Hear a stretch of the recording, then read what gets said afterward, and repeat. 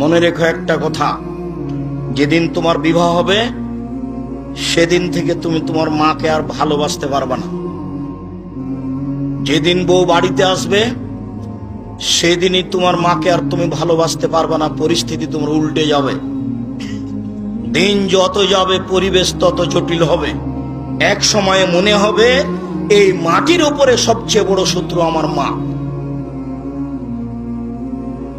আর তোমার মা যা বলে সবই উল্টা কথা বলে, উল্টা বলে, এই কথাও ঠিক।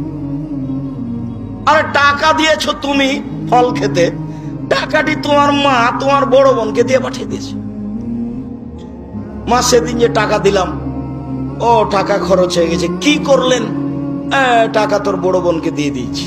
আরে আমি আপনাকে ফল খেতে দিলাম, টাকা দিলাম ফল খাওয়ার জন্য, আর আপনি টাকা দিয়ে দিলেন মানে?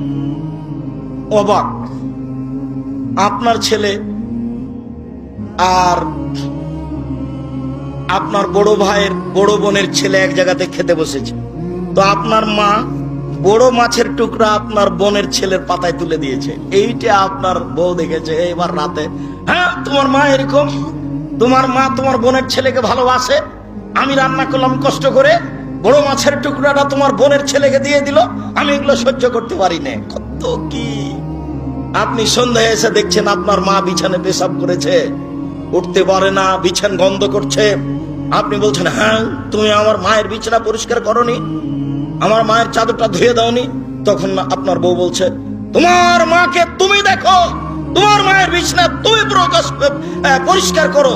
ওই ঘরে ঢুকলে তোমার মা আমাকে অকথ্য ভাষায় গালি দেয়, আমি তোমার মাকে দেখবো মানে? আপনার মা অকথ্য ভাষায় গালি দেয়, এ কথাও ঠিক। নেন, এবার কি করবেন?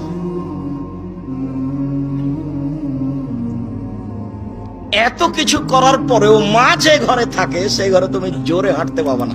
আমি বলিনি, আল্লাহ বলেছে।